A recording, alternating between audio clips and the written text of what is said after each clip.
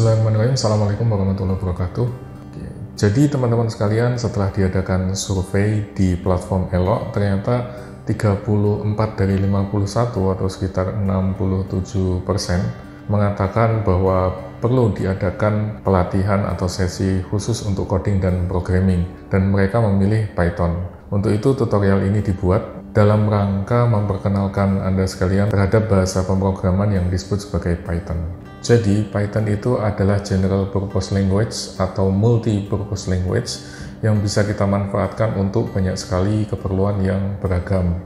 Kemudian, Python juga dilengkapi dengan sangat banyak tools maupun library yang memungkinkan kita untuk memanfaatkan Python guna berbagai macam keperluan yang sangat beragam. Python tentu saja adalah bahasa pemrograman yang terbuka, open source, bebas, sehingga boleh dimanfaatkan oleh siapapun. Kemudian yang tadi saya sampaikan, dia punya library yang sangat banyak, misalnya Panda yang bisa digunakan untuk data analytics, kemudian Request, NumPy, SQL Alchemy, dan masih banyak lagi. Semua itu bisa dimanfaatkan untuk berbagai keperluan yang dibutuhkan oleh penggunanya. Ini yang membuat Python begitu ekspansif, begitu populer, dan dipakai oleh banyak orang di seluruh dunia. Karena sifatnya yang general purpose dan multi purpose, maka Python bisa dimanfaatkan untuk berbagai keperluan, mulai dari web development, kemudian data analytics, kemudian artificial intelligence, kemudian perhitungan yang membutuhkan komputasi tinggi atau scientific computing. Misalnya Anda ingin membuat struktur blockchain dan lain sebagainya. Kemudian bisa juga kita manfaatkan untuk membuat aplikasi atau membuat software, membuat games dan lain sebagainya. Jadi peluangnya atau possibility-nya sangat terbuka lebar, tergantung kreativitas kita masing-masing. Kemudian banyak sekali kelebihan dari Python. Yang pertama adalah dia dianggap cukup friendly terhadap beginner, terhadap pemula. Komunitasnya juga sangat banyak. Kalau Anda lihat di Stack Overflow atau di GitHub, Python itu sangat populer, sehingga untuk kebutuhan apapun Anda bisa cari resource-nya di sana. Python itu cukup mudah dipahami, very easy to understand. Python juga sifatnya sangat fleksibel, jadi bisa kita manfaatkan untuk berbagai keperluan yang beragam. Tapi tentu saja ada kelemahannya, tidak ada bahasa pemrograman yang 100% sempurna. Jadi Python itu juga punya beberapa kelemahan. Misalnya yang pertama, karena sifatnya tadi yang dinamis, yang kontekstual, maka bisa saja ada banyak perbedaan dalam memberikan perintah, tergantung pada kondisinya, tergantung pada konteksnya. Nah, hal ini membuat Python agak sulit untuk di-maintain. Kalau Anda punya kode yang banyak, ratusan baris atau ribuan baris, maka Python itu menjadi agak sulit untuk di-maintain. Kemudian yang kedua, karena sifatnya yang sangat fleksibel, maka dia membutuhkan cross-referencing yang banyak. Karena dia harus mengacu ke sini, mengacu ke sana, dan seterusnya. Fleksibilitas itu membuat Python jadi agak sedikit lambat dalam pemrosesan. Tapi terlepas dari itu semua, Python adalah starting point yang bagus buat kita semua sama-sama belajar bahasa pemrograman. Sebelum nanti kita masuk lebih dalam. Kalau teman-teman tertarik ke bidang yang lain, misalnya untuk membuat aplikasi mobile, atau ingin memanfaatkannya untuk data analytics, atau ingin misalnya lebih jauh lagi mengeksplorasi untuk membuat predictive analytics, atau untuk membuat forecasting, atau untuk membuat tadi yang saya contohkan blockchain dan lain sebagainya, maka ini adalah starting point yang bagus. Oke teman-teman sekalian, sebelum kita mulai berlatih coding dan programming, maka langkah pertama yang akan kita lakukan adalah mengunduh dan menginstal Python. Caranya sederhana, silahkan buka browser Anda masing-masing. Sini saya contohkan menggunakan Firefox. Kemudian langsung saja masuk ke python.org. Masuk ke bagian download.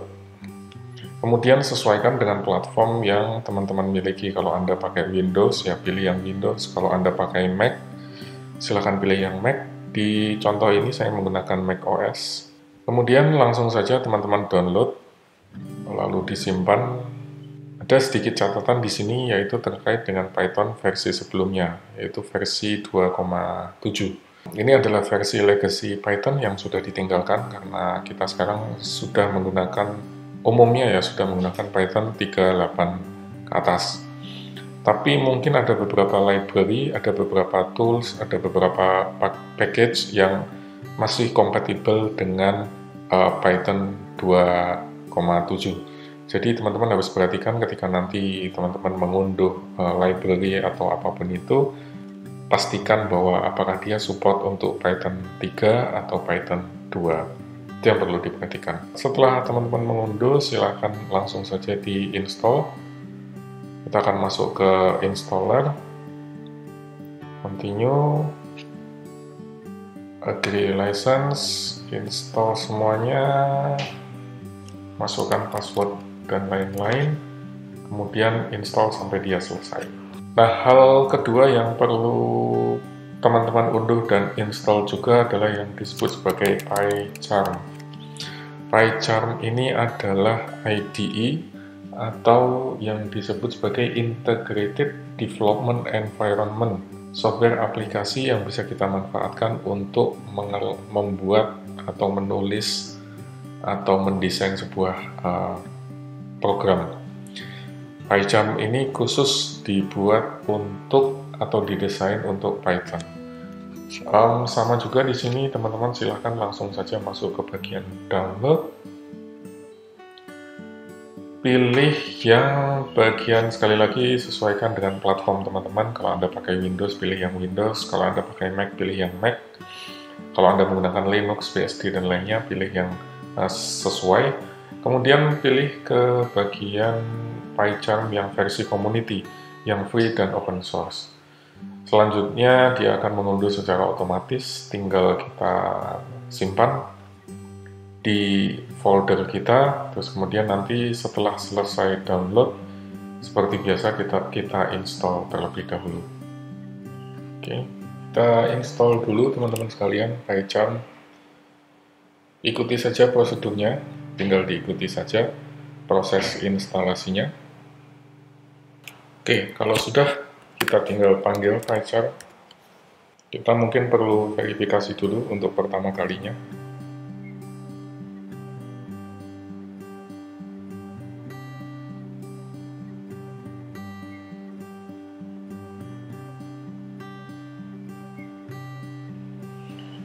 Oke, di sini kita buat project baru. Kemudian kita menggunakan setting Python 3.8 yang tadi sudah kita install. Kemudian kita jalankan saja.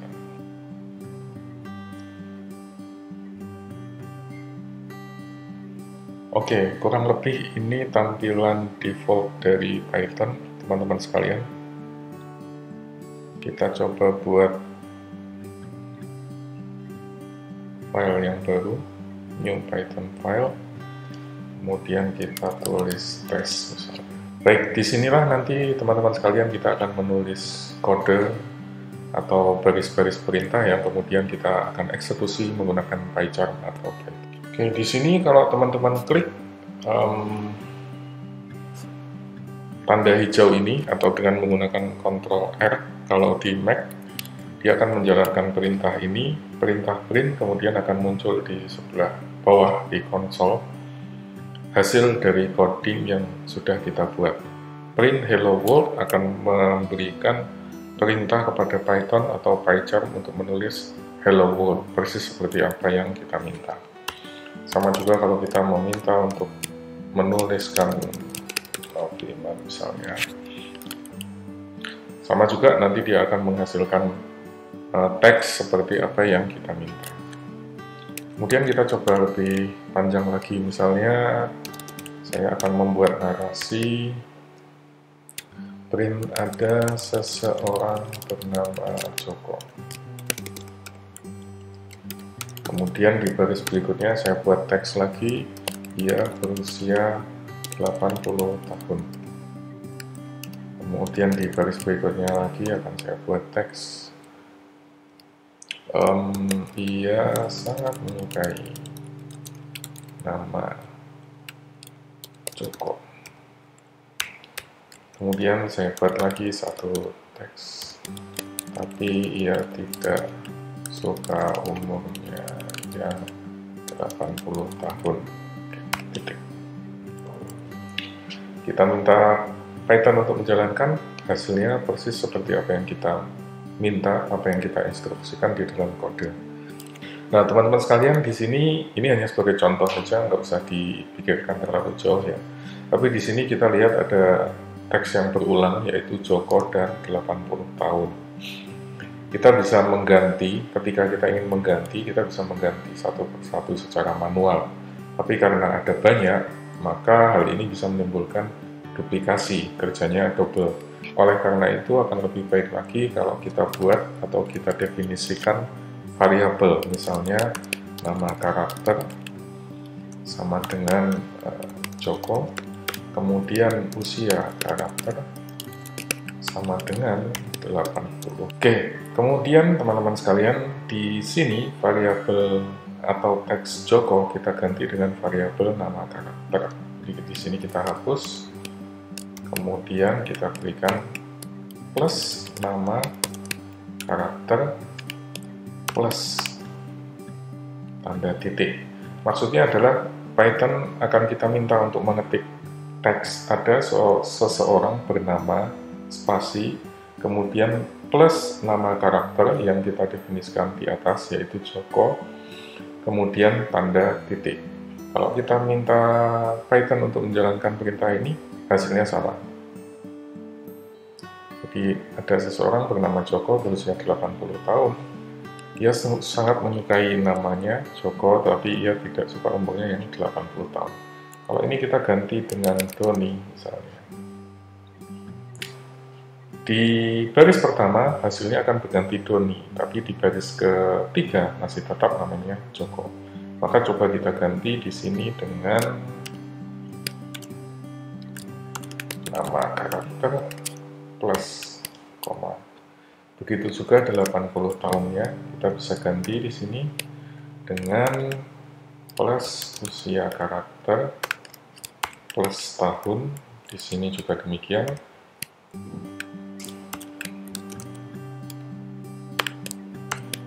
Jangan lupa teman-teman sekalian untuk menambahkan tanda plus di belakang dan plus di depan dan plus di belakang, karena kalau tidak nanti akan muncul pesan error.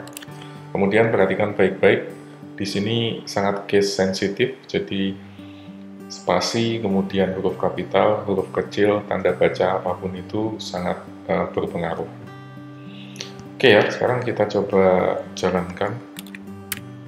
Nah, hasilnya adalah ada seseorang bernama Doni, ia berusia 80 tahun, ia sangat menyukai nama Doni, tapi ia tidak suka umurnya yang sudah 80.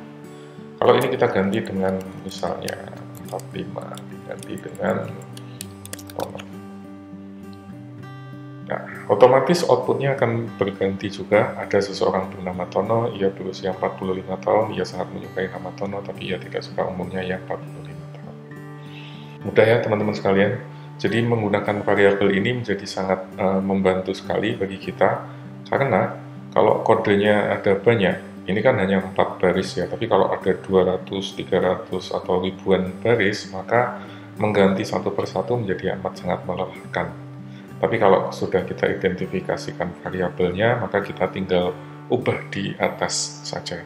Oke, itu perintah sederhana dari print. Silahkan teman-teman coba eksplorasi dengan teks yang lain, dengan nama variabel yang lain, dengan identitas yang lain, dan seterusnya.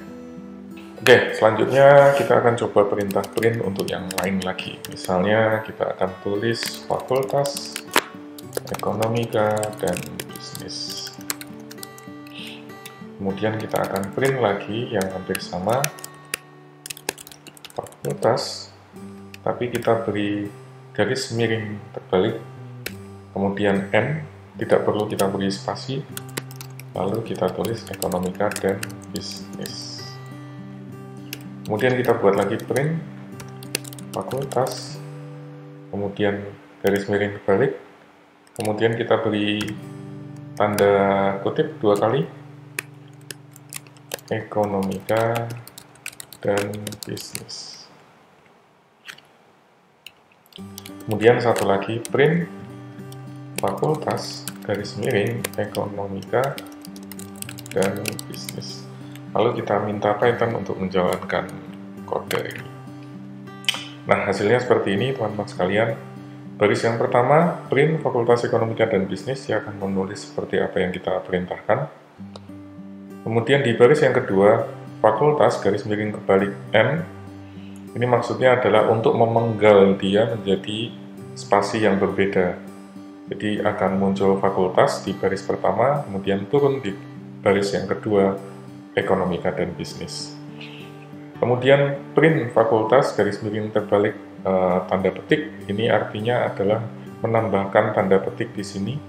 Karena kalau hanya satu maka dia akan diabaikan, tapi kalau diberikan tanda garis miring terbalik, maka itu berarti adalah tanda yang harus dimasukkan ke dalam teks. Lalu satu lagi, kalau kita gunakan garis miring Fakultas Ekonomika dan Bisnis, maka akan muncul hasilnya sama. Ini adalah beberapa variasi dari perintah print. Selanjutnya teman-teman, kita gunakan variabel kampus sama dengan Fakultas Ekonomika dan Bisnis.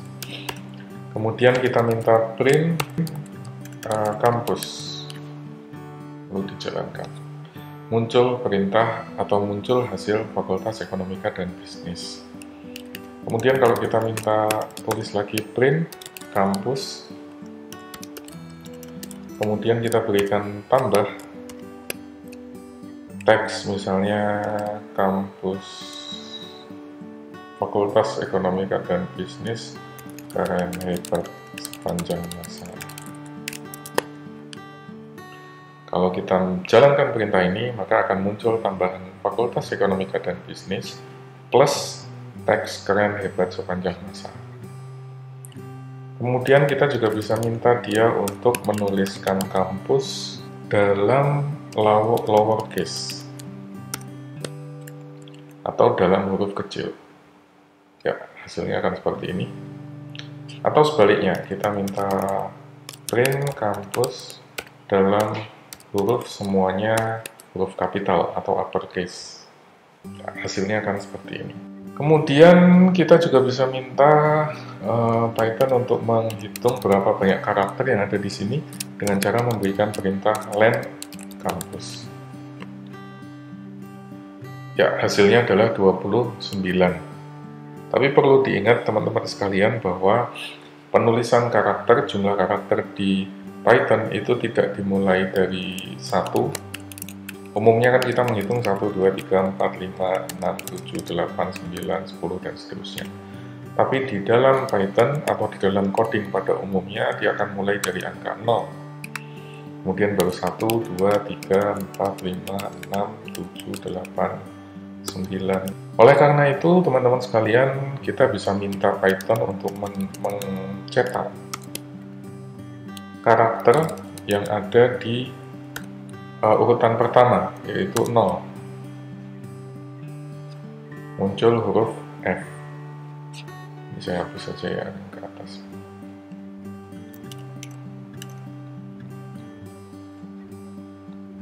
Oke. Kita minta Python untuk menjalankan print kampus urutan yang pertama, yaitu 0. Dia akan muncul huruf F. Sebaliknya, misalnya kita bisa minta print kampus urutan yang ke-10 misalnya. Akan muncul huruf E, Ekonomika. Kemudian kita juga bisa minta Python untuk mencari ada berapa banyak huruf E. E tidak ditemukan, error not found, karena di sini Python atau PyCharm itu case sensitif ya teman-teman sekalian. Sekali lagi, kalau hurufnya huruf kecil ya ditulis huruf kecil, kalau hurufnya huruf besar ditulis huruf besar. Kalau kita ganti dengan huruf E kapital, maka dia akan muncul urutan yang ke-9. Kemudian kita bisa minta Python untuk mencari teks yang bertuliskan misalnya dan ada di urutan 20. Kemudian kita juga bisa ganti dengan misalnya ono. Ada di urutan 11 atau 12.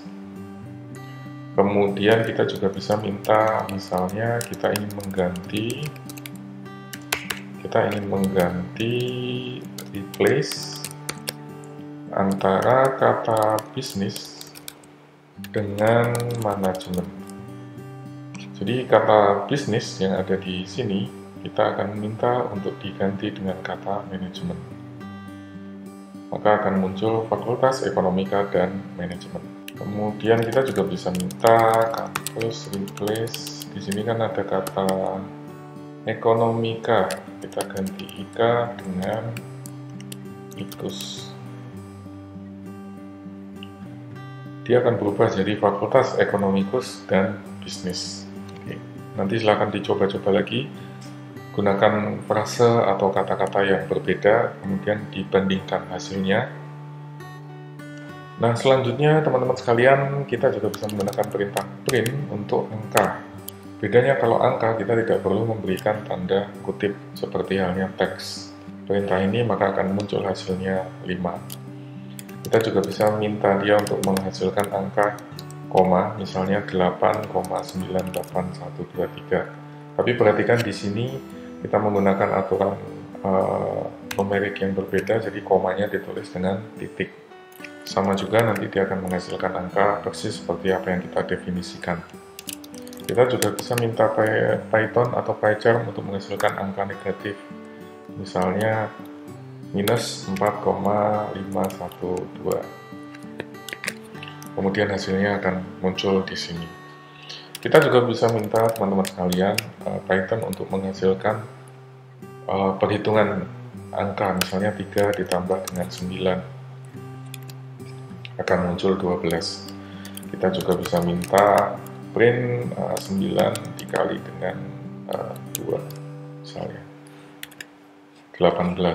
Kita juga bisa minta misalnya print 100 dibagi dengan 10 dikurangi dengan 17. Hasilnya minus 7.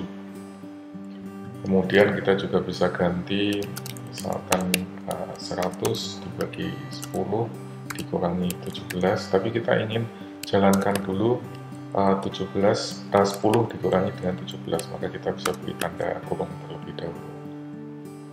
Hasilnya adalah minus 14, sekian. Kemudian di sini kita juga bisa kombinasikan lagi angka dengan teks. Misalnya angka favoritku sama dengan 7. Kemudian kita bisa minta Python untuk mencetak atau menulis angka favoritku. Kita jalankan, maka akan muncul angka 7. Lalu di sini kita bisa juga meminta Python untuk menulis angka favoritku tadi tidak dalam bentuk angka, melainkan dalam bentuk string. String itu yang nanti bisa kita kombinasikan dengan teks. Jadi kita tambahkan string. Jangan lupa diberikan kurung buka dan kurung tutup. Hasilnya akan sama 7, tapi di sini nanti kita bisa kombinasikan dengan angka yang lain. Print string angka favoritku, kemudian kita tambahkan dengan 7 adalah angka favorit saya. Lalu kita jalankan.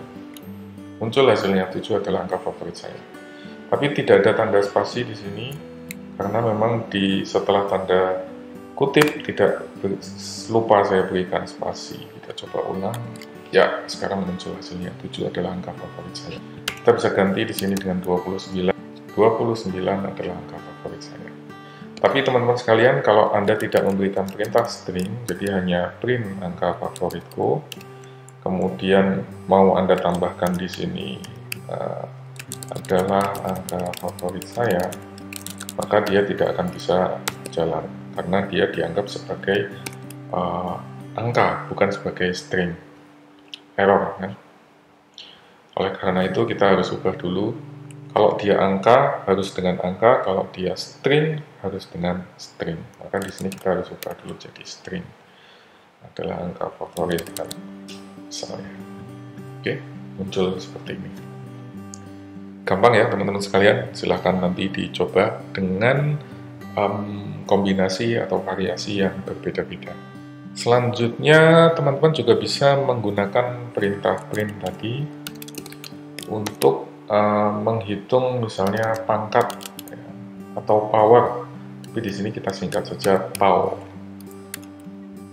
Misalkan 4 kuadrat, power dari 4 dan 2, hasilnya adalah 16. Atau kita juga bisa minta print power, katakanlah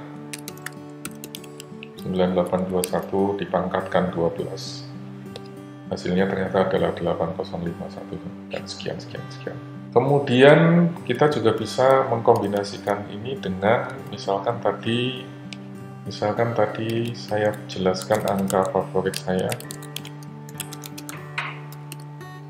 sama dengan 9. Di sini kita juga bisa meminta perintah power angka favorit saya, kemudian dipangkatkan dengan 3 misalnya. Kita jalankan. Angka favorit saya 9 dipangkatkan 3, 729.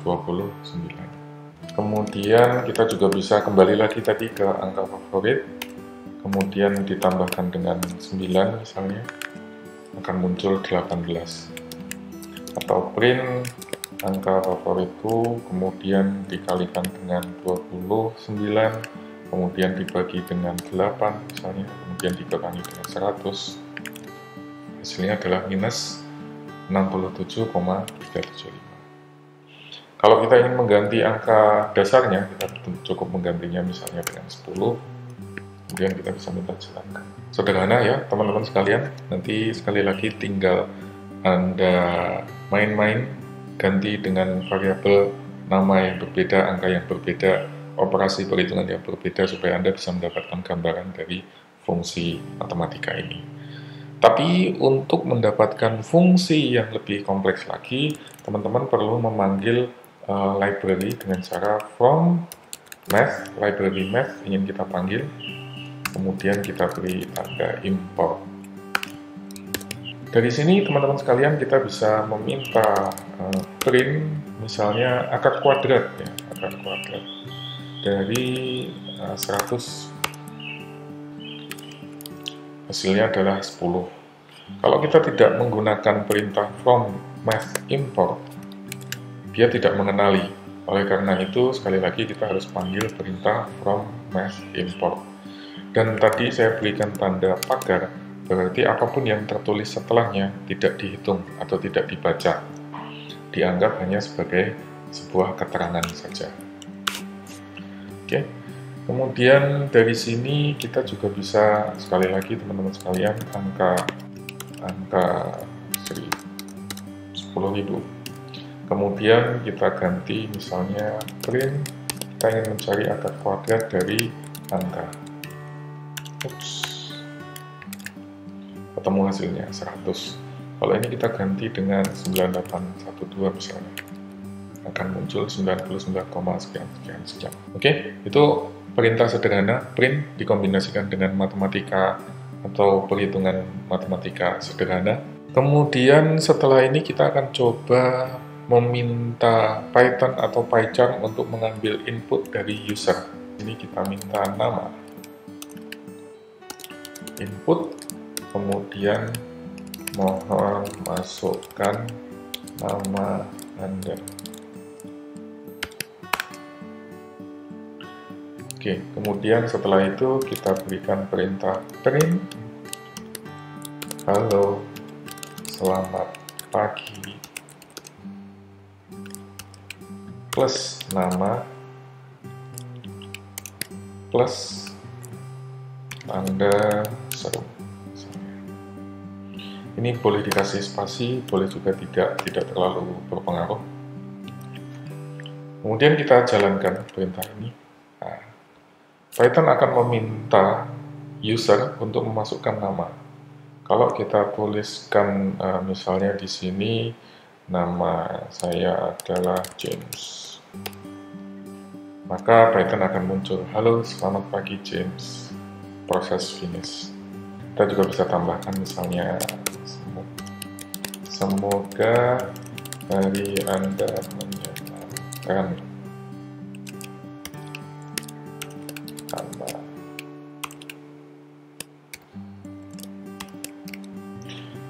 Kita jalankan ulang. Masukkan nama Anda, misalnya James. Halo, selamat pagi James, semoga hari Anda menyenangkan James. Agak wagu, tapi ya you get the point ya. Kita juga bisa minta dia untuk memasukkan usia, misalkan usia input berapa usia Anda, kemudian hasilnya nanti misalnya kita akan tambahkan print usia Anda adalah plus usia plus kemudian tahun. Oke, kita bisa jalankan perintah ini. Python atau PyCharm akan meminta kita untuk memasukkan nama, hanya James. Usia Anda adalah 25 tahun misalnya. Nah, Python akan menghasilkan output seperti ini. Halo, selamat pagi James, semoga hari Anda menyenangkan James. Usia Anda adalah 25 tahun. Oke, mudah ya teman-teman sekalian. Sekarang kita coba input yang lain untuk nomor. Misalnya angka 1, input, masukkan angka favorit Anda. Kemudian angka 2, input, masukkan angka lain favorit Anda. Kemudian hasil sama dengan angka 1 ditambah dengan angka 2. Lalu kita minta print hasil. Kita jalankan perintah ini. Angka favorit saya 4, angka lain favorit 8, hasilnya adalah 48. Kenapa demikian? Karena input mengenali angka bukan dalam bentuk angka itu sendiri, tapi dalam bentuk string atau dalam bentuk teks. Jadi dia akan menggabungkan antara angka yang pertama dengan angka yang kedua, bukan menambahkan. Lain halnya kalau misalnya kita ubah di sini jumlah sama dengan integer dari angka 1 plus integer dari angka 2. Print jumlah. Kita coba lagi teman-teman sekalian. Angka favorit saya yang pertama adalah 5, kemudian angka favorit lain misalnya 13. Maka menggunakan perintah yang pertama, hanya angka 1 plus angka 2 akan ketemu 5, 1, 3, hanya menggabungkan. Tapi di perintah yang kedua, 5 ditambah dengan 13, yaitu 18. Karena di sini kita sudah mengenali ia sebagai angka, bukan lagi sebagai string atau teks. Oke, tapi di sini teman-teman sekalian kita tidak bisa memasukkan angka desimal, misalnya 5,6 dan 4,9. Dia akan muncul pesan error. Untuk perhitungan yang pertama is oke, karena 5,6 digabungkan dengan 4,9 akan ketemu 5.64.9. Tapi di operasi yang kedua ini hasilnya akan muncul pesan error. Karena itu integer tadi kita ganti dengan fungsi float. Yang di belakang juga demikian, kita ganti dengan float. Maka setelah kita jalankan ulang, kita bisa masukkan 12,984 misalnya. Kemudian angka lain favoritnya 56,832. Oke, ketemu ya teman-teman sekalian. Kalau hasil yang pertama dia hanya menggabungkan saja, jadi 12.984 56.832 karena hanya digabungkan, dijajarkan. Sementara yang kedua dia menambahkan antara 12,984 ditambah dengan 56,832. Silahkan dicoba-coba teman-teman sekalian dengan angka yang lain, dengan perintah yang lain, atau dengan definisi atau variabel yang berbeda. Oke, kita coba kembali lagi ke perintah print. Kita mau menggunakan perintah print dan mengkombinasikan dengan input. Misalnya, hari ini hari Rabu. Kemudian print cuaca hari ini cerah. Kemudian print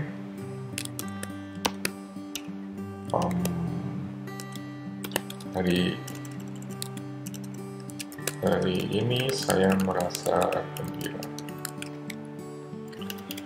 Oke, teman-teman sekalian, di sini kita akan memainkan nama hari, kemudian cuaca cerah, kemudian perasaan gembira.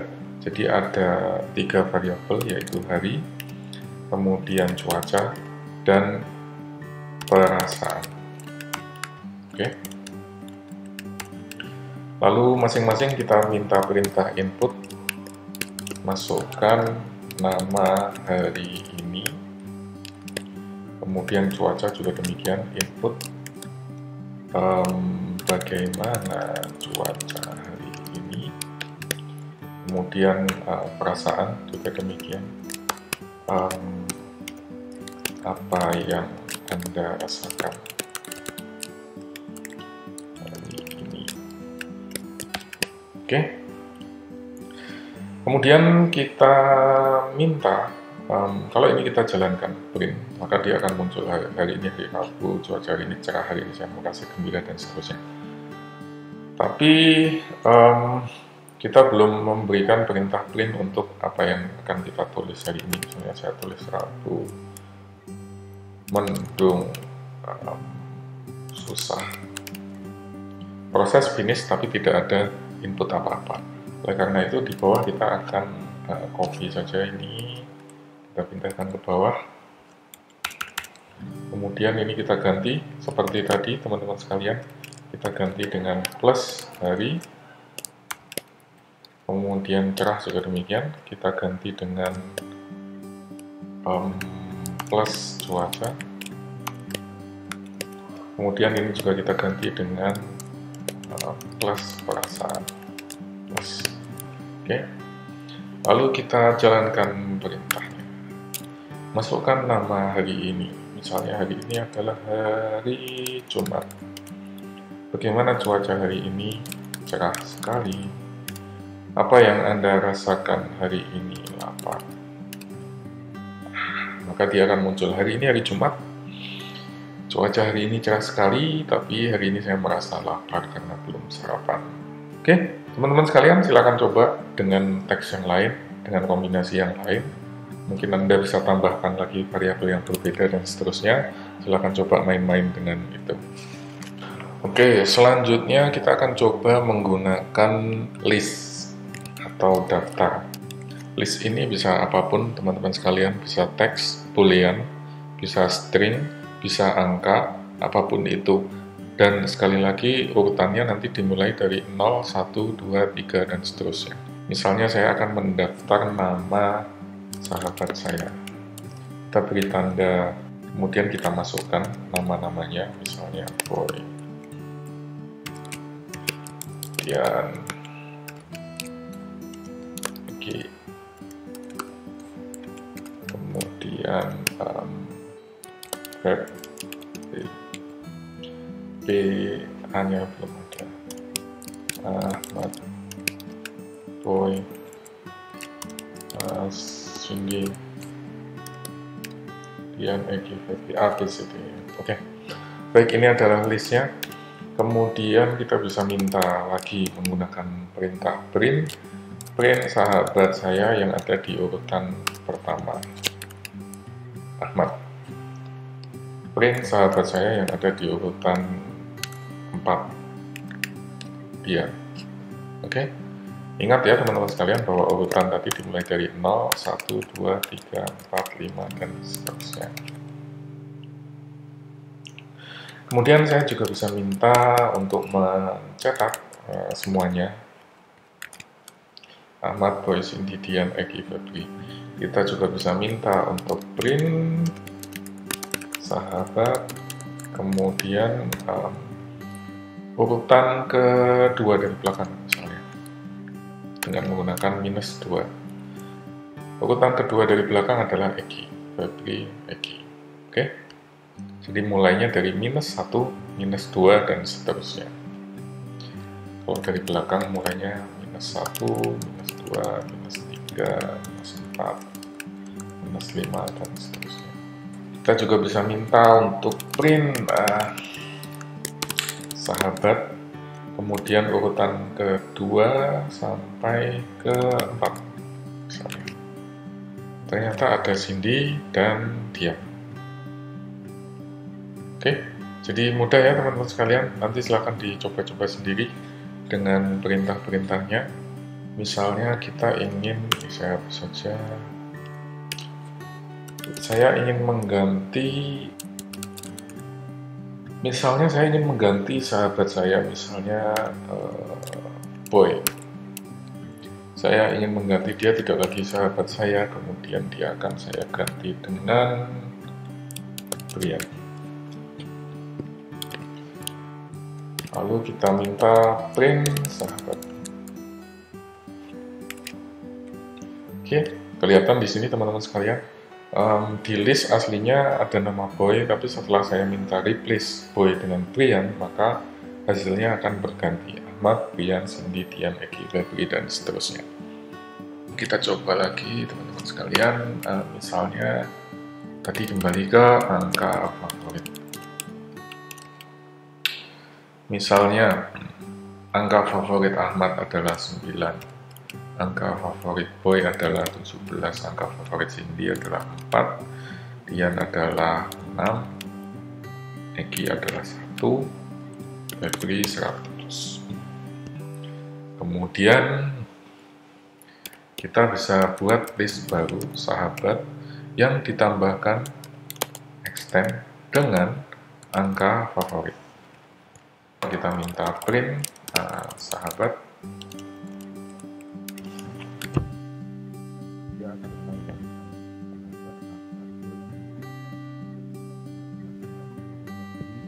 Belakangnya. Kemudian kita juga bisa mengganti atau menambahkan, misalnya sahabat saya tambahkan orang baru di belakangnya, misalnya kita minta print sahabat lagi. Oke, di bawah muncul Ahmad, Boy, Cindy, Dian, Eki, Febri dengan urutannya karena tadi saya minta untuk extend. Kemudian di paling belakang muncul nama Harry. Kemudian kita juga bisa minta untuk menghilangkan, misalnya sahabat remove siapa ya, misalnya Eki. Kemudian kita print, nama Eki hilang, nama Harry tambah di belakang. Oke. Kemudian kita juga bisa menghilangkan, misalnya sahabat Pop. Jadi kalau dijalankan maka Harry tadi yang ditambahkan terakhir harusnya ada di belakang. Tapi kemudian kita pop, maka yang paling belakang akan hilang. Kalau setelah ini kita coba ya, misalnya sahabat Pop. Kemudian kita print lagi sahabat. Urutan yang ada di paling belakang 100 akan hilang. Kalau kita ulangi lagi perintah ini, maka angka 1 akan hilang. Begitu seterusnya sampai ke belakang. Bisa dimengerti ya teman-teman sekalian. Kita bisa minta angka favorit untuk kita reverse atau kita urut tekan kebalik. Jadi kalau di print angka favorit akan muncul 100, 1, 6, 4, 17, 9. Jadi dari belakang. Kemudian angka favorit juga bisa kita minta untuk sort atau urutkan. Kemudian print angka favorit. Dia akan diurutkan dari yang paling kecil ke yang paling besar, 1, 4, 6, 9, 17, 100. Hal yang sama juga bisa kita lakukan untuk sahabat. Sahabat kita bisa berikan perintah sort untuk mengurutkan secara alfabet. Kemudian kita minta print sahabat. Dia akan diurutkan A, B, C, D. Kebetulan ini urut ya. Kalau misalnya kita ganti, oke, dia akan mengurutkan Boy, Cindy, Dian, Eki, Febri, dan John yang sebelumnya ada di urutan pertama akan pindah ke urutan yang paling belakang. Kemudian kita juga di Februari itu ada berapa ya? 0,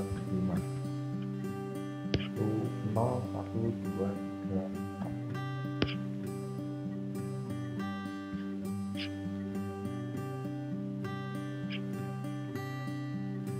Oke, sahabat reverse.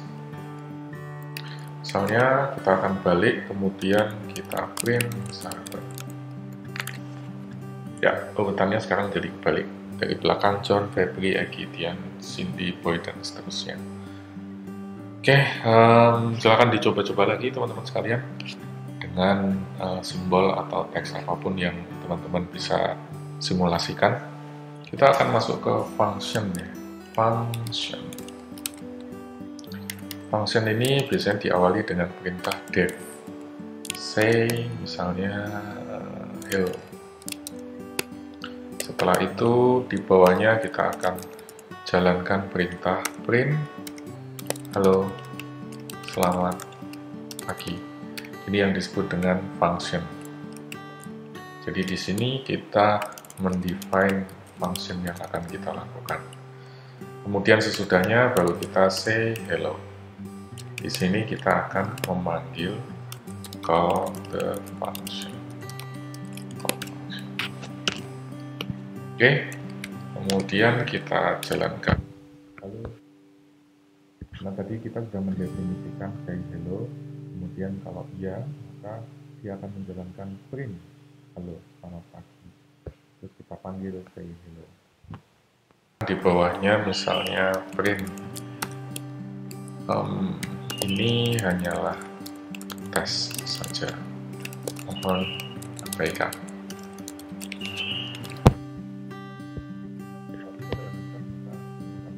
Halo, selamat pagi, mohon diabaikan. Kita bisa kombinasikan say hello dengan nama. Jadi di sini kita ingin memberikan parameter. Kemudian halo, selamat pagi. Kita kasih nama ya, misalnya plus nama. Oke, halo, selamat pagi, nama, terus kemudian titik.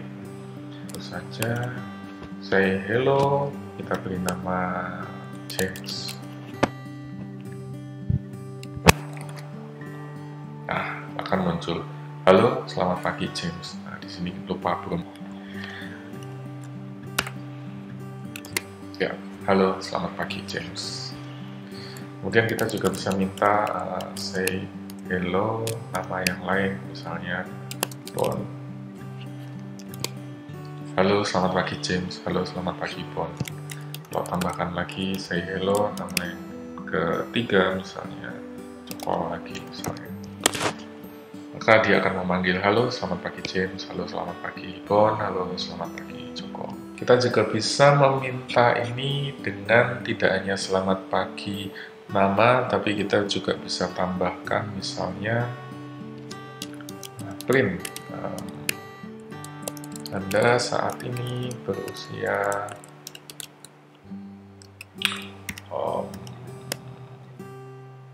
misalnya usia tahun titik. Kemudian kita perlu definisikan juga nama dan usia. Oke. Kemudian di bawahnya kita ganti tadi James. Kemudian kita tambahkan usianya, misalnya dia 30 tahun. Kemudian Bon misalnya usianya 25 tahun. Kemudian Joko misalnya usianya 40. Maka akan muncul seperti ini. Halo, selamat pagi James. Anda saat ini berusia 30 tahun. Halo, selamat pagi Bon. Anda saat ini berusia 25 tahun. Kemudian halo, selamat pagi Joko. Anda saat ini berusia 40 tahun. Lagi-lagi kita juga bisa tambahkan misalnya print. Jangan lupa kenakan masker. Dan cuci tangan menggunakan sanitizer. maka akan muncul pesan seperti ini. Halo, selamat pagi James, Anda saat ini berusia 30 tahun, jangan lupa kenakan masker dan cuci tangan menggunakan sanitizer. Halo, selamat pagi Bon, Anda saat ini berusia 25 tahun, jangan lupa kenakan masker dan seterusnya dan seterusnya. Oke, sekali lagi teman-teman, coba Anda eksplorasi, Anda ganti, Anda ubah-ubah kalimatnya, variabelnya, dan seterusnya. Baik, sekarang kita masuk ke if statement. Jadi misalnya kita sebut saja adalah pria, sama dengan itu. Kemudian if adalah pria, maka print Anda adalah seorang pria. Kalau kita jalankan perintah ini, Anda adalah seorang pria, karena di sini pernyataannya true. Tapi kalau kita ganti dengan false, maka tidak muncul apa-apa, karena di sini statementnya adalah pria, bukanlah true, melainkan false.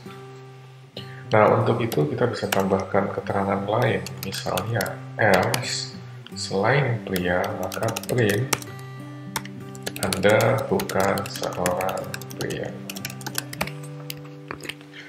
Oke, kalau false, maka yang muncul adalah statement yang kedua, Anda bukan seorang pria.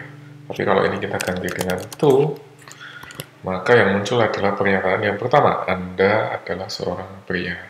Oke, kita juga bisa tambahkan misalnya adalah kayak sama dengan true.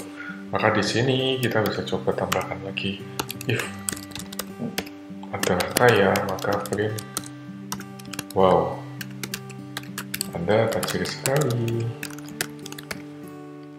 Tapi kalau bukan else, maka kita bisa print sayang ya, Anda belum beruntung.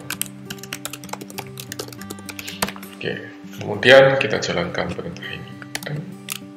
Oke, karena kedua pernyataan adalah true, maka Anda adalah seorang pria, kemudian adalah kaya, wow, Anda tajir sekali. Tapi kalau ini kita ubah jadi false, Anda adalah seorang pria, tapi sayang ya, Anda belum beruntung. Oke?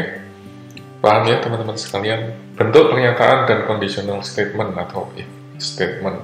Kemudian kita juga bisa gunakan dua perintah ini atau dua pernyataan ini dengan lebih ringkas atau dengan lebih sederhana. Misalnya kita gabungkan, kita bisa saja if adalah adalah pria or adalah kaya, maka akan muncul pernyataan Anda adalah seorang pria yang beruntung, tajir sekali. Tapi kalau bukan else, maka kita print Anda bukan seorang pria dan Anda tidak beruntung. Kalau keduanya true, maka akan muncul pernyataan Anda adalah seorang pria yang beruntung, tajir sekali. Karena di sini adalah or. Tapi kalau keduanya false, maka akan muncul pernyataan yang kedua, Anda bukan seorang pria dan Anda tidak beruntung. Tapi kalau salah satunya true, maka yang dipilih adalah yang pertama, Anda adalah seorang pria yang beruntung dan tajir sekali. Karena kondisionalnya, persyaratannya adalah or. Lain halnya kalau kita gunakan perintah and. Kalau kita gunakan perintah and, maka keduanya both harus both statement must be true. Jadi keduanya harus true. Baru kita bisa mendapatkan pernyataan Anda adalah seorang pria yang beruntung, tajir sekali. Tapi kalau salah satunya false, maka akan masuk pernyataan yang kedua, Anda bukan seorang pria dan Anda tidak beruntung. Atau kedua-duanya false, maka sama. Dia akan masuk ke pernyataan yang kedua. Sampai sini semoga mudah dipahami ya teman-teman sekalian. Ini adalah konsep yang sederhana tentang if statement, jadi tentang apakah itu persyaratan apa yang harus dipenuhi, kemudian kalau sudah dipenuhi apa outputnya, kalau tidak dipenuhi apa outputnya. Selanjutnya kita bisa coba gunakan yang disebut sebagai dictionaries atau kamus. Nah, misalnya kita akan mengkonversi bulan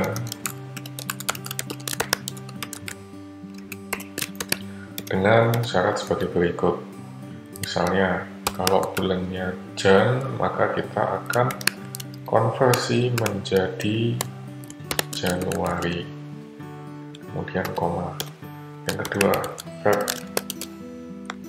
akan kita konversi menjadi Februari, koma. Kemudian Maret akan dikonversi jadi Maret. Kemudian Jun kita konversi menjadi Juni. Kemudian Jul kita konversi jadi Juli. Kemudian kita konversi jadi Agustus. Kemudian Sep kita konversi jadi September. Jangan lupa tanda kutipnya. Kemudian Oktober kita konversi jadi Oktober. Kemudian Nov kita konversi jadi November. Terakhir Des kita konversi jadi Desember. Nah, ini pernyataan yang terakhir, tidak perlu diberi tanda koma. Selesai. Oke, kemudian sekarang kita bisa gunakan perintah print konversi bulan. Kemudian kita cari misalnya bulan Oktober. Oke, akan muncul di sini setiap kita meminta print Oct, maka akan muncul Oktober. Kemudian kalau kita minta print konversi bulan, kemudian get misalnya bulan Oktober, kita juga bisa mendapatkan mendapatkan hasil bulan yang sama, Oktober. Kemudian kalau kita gunakan perintah print konversi bulan get, misalnya sebut saja coba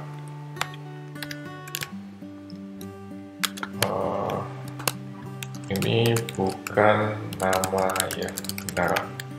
Kalau kita jalankan, maka akan muncul pernyataan ini bukan nama yang benar, karena coba tidak ada di dalam daftar. Tapi kalau ini kita ganti dengan Juni misalnya, maka akan muncul bulan Juni. Kemudian teman-teman sekalian, ini juga bisa kita ganti ya, misalnya tadi Januari kita ganti dengan 0, Februari kita ganti dengan 1, Maret dengan 2, Juni dengan 3, kemudian Juli 4, Agustus 5,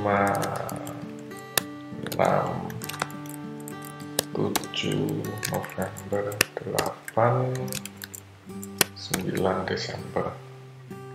Anggaplah begitu, harusnya ada 12 tapi ini hanya contoh saja, jadi mohon diabaikan dulu sebentar. Nah, kita juga bisa gunakan perintah print konversi bulan get, kemudian di sini kita ganti dengan urutannya, karena tadi tidak lagi menggunakan string tapi boleh menggunakan angka. Misalnya urutan yang kelima, maka akan muncul Agustus, atau kita ganti dengan 9, maka akan muncul Desember. Nah, hal yang sama juga bisa kita gunakan untuk misalnya nama dosen. Oke, nama dosen di baris pertama misalnya kita sebutkan saja Bu Reni ya. Kemudian kita beri koma, lalu Pak Bayu misalnya. Kemudian kita beri tanda koma, kemudian Pak Budi misalnya.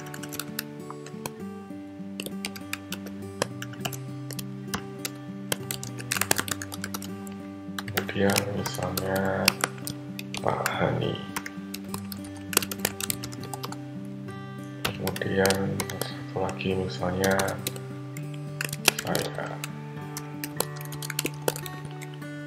Oke, setelah itu kita bisa gunakan perintah yang sama, print nama dosen. Akan muncul semua nama. Kemudian kita juga bisa gunakan perintah print nama dosen. Kita beri singkatannya tadi misalnya BST. Akan muncul nama Pak Bayu Sutikno. Atau print nama dosen, kemudian get, kita beri tanda misalnya 007. Nah, muncul nama saya. Oke, ini hanya beberapa alternatif saja teman-teman sekalian kaitannya dengan penggunaan dictionary. Oke, sekarang kita bisa gunakan Python untuk semacam kuis sederhana ya. Misalnya kita punya kata sandi coklat, kemudian tebak, tanda kutip. Kemudian kita gunakan perintah while tebak tanda seru sama dengan kata sandi titik 2, tebak sama dengan input. Masih ingat kan tadi perintah input di depan? Apa, misalnya pertanyaannya adalah apa rasa es krim favorit saya? Kemudian kalau dijawab dengan benar, maka kita akan print selamat, Anda benar. Jawaban Anda benar. Oke. Kalau kita jalankan, maka akan muncul pertanyaan, apa rasa es krim favorit saya? Kita tahu jawabannya adalah coklat. Kalau kita isi misalnya vanilla, dia akan menanyakan kembali. Kalau saya isi misalnya matcha, dia akan juga menanyakan kembali. Baru setelah saya isi jawaban yang benar, coklat, baru muncul pernyataan, selamat, jawaban Anda benar. Kemudian di sini kita juga bisa buat agak sedikit lebih kompleks ya. Misalnya kata sandinya tetap, kemudian kita diminta untuk menebak, lalu ada tebak jumlahnya sama dengan 0, Anda ikuti saja. Kemudian tebak batasnya sama dengan atau limitnya kali ya. Limitnya misalnya 3 kali. Kemudian kesempatan habis sama dengan false. Kemudian kita bisa tambahkan while, tebak, kemudian kata sandi, kemudian and, not, kesempatan habis. Kemudian ditambahkan di sini if, tebak jumlahnya lebih kecil daripada tebak limitnya, maka tebaknya boleh ditanyakan lagi.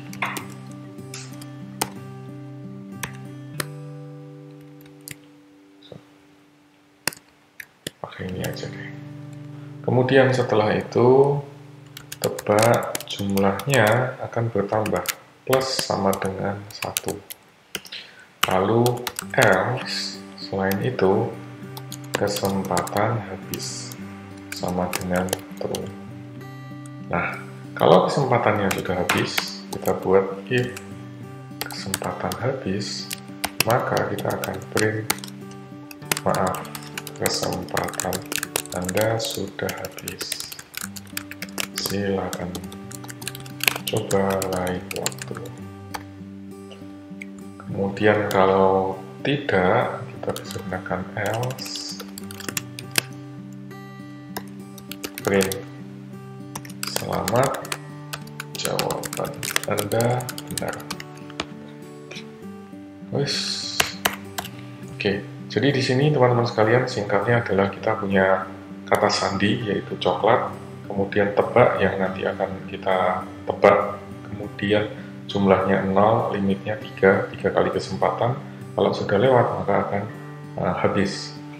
Kemudian perintah ini memberikan kita kesempatan untuk berapa kali menebak. Kalau jumlahnya masih lebih kecil daripada 3, maka masih akan diberikan kesempatan. Tapi kalau sudah sama dengan 3, maka nanti kesempatannya akan habis. Kita coba ya. Misalnya kita jalankan. Kurang tanda titik 2. Oke, kita jalankan. Apa es krim favorit saya? Misalnya dijawab saja matcha. Masih salah, jadi ditanyakan kembali. Misalnya rasa mangga. Salah, masih ditanyakan lagi. Saya isi misalnya vanilla. Salah, kemudian dia akan muncul, maaf, kesempatan Anda sudah habis, silahkan coba lain waktu. Kalau kita ulang lagi, misalnya kita buat atau dijawab jeruk, salah. Terus kemudian kita jawab coklat. Selamat, jawaban Anda benar.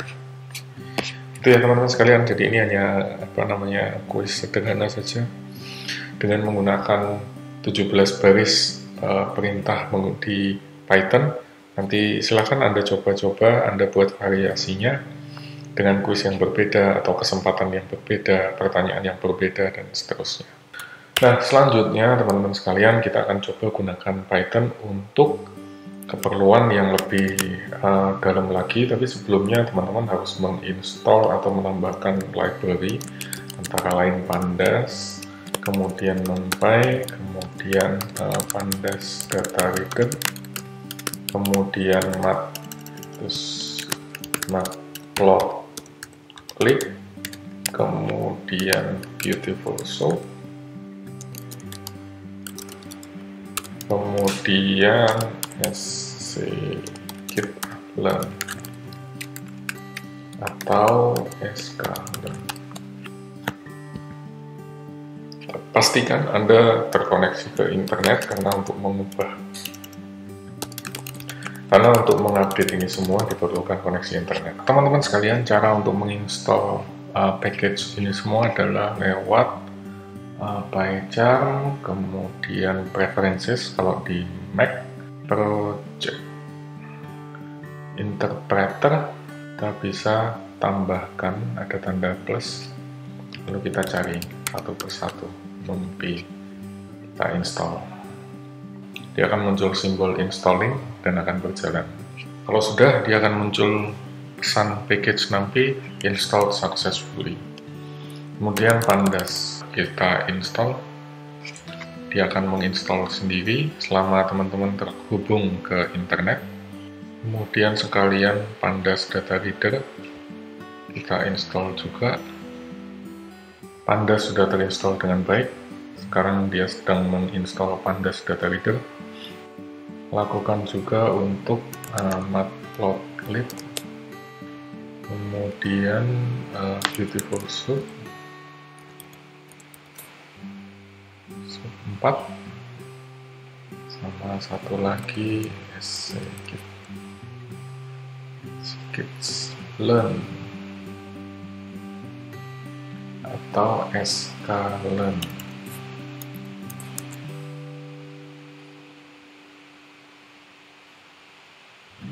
Kita install semua package-nya.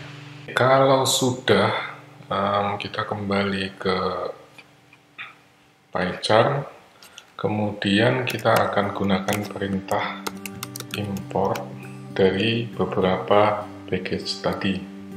Misalnya kita import dulu datetime, anggaplah sebagai tanggal ya. Kemudian import matplotlib, pyplot, plot. Kemudian from matplotlib import style. Kemudian import pandas panda. Kemudian import Pandas Data Reader. data as web. Kemudian gunakan style, use ggplot. Lalu kita tentukan startnya tadi tanggal, date time 2000 bulan 1, tanggal 1 bulan Januari. Kemudian n-nya sama dengan tanggal, kemudian date time misalnya 2019 bulan Desember tanggal 31. Kemudian df sama dengan web data reader. Kemudian masukkan kodenya, kode sahamnya. Kemudian kita pakai platformnya Yahoo, misalnya dari Yahoo Finance. Kemudian pakai start dan end. Lalu setelah itu kita bisa print df head, misalnya 5, print df tail 5. Oke. Kode saham ini teman-teman sekalian ditulis saja misalnya unvf.jk. Kemudian kita jalankan. Nah, dia akan menghasilkan data seperti ini. Dari tahun 2001 sampai 2019. Kemudian dia akan mengambil head 5 teratas dan 5 terbawah. Kemudian ini harga pembukaan, harga penutupan, volumenya, kemudian high-nya berapa, low-nya berapa, dan seterusnya. Teman-teman juga bisa ganti Unilever misalnya dengan Astra, atau dengan saham-saham yang ada di Amerika misalnya. Ini contoh dengan menggunakan Astra. Oke. High-nya sekian, low-nya sekian pada tahun 2000, kemudian tahun 2019 high-nya sekian, low-nya sekian, adjusted close-nya sekian, dan seterusnya.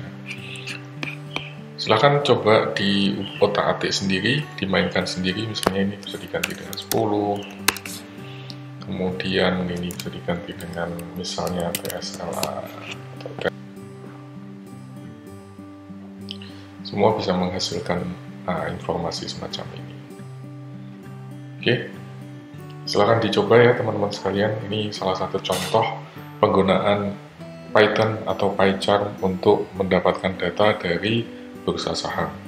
Kalau teman-teman tertarik untuk mendalami lebih lanjut, saya bisa buatkan tutorial yang lain yang terkait dengan misalnya untuk analisis media sosial, atau untuk scrap data di web, atau untuk melihat sentimen di Twitter dan lain sebagainya. Silahkan tulis saja di kolom komentar di bawah kalau teman-teman ingin eksplorasi Python untuk keperluan yang lain. Oke, terima kasih banyak teman-teman sekalian sudah mengikuti tutorial singkat dan sederhana ini. Karena waktu dan tempatnya juga tidak terlalu banyak, maka mungkin tidak banyak yang bisa saya sampaikan.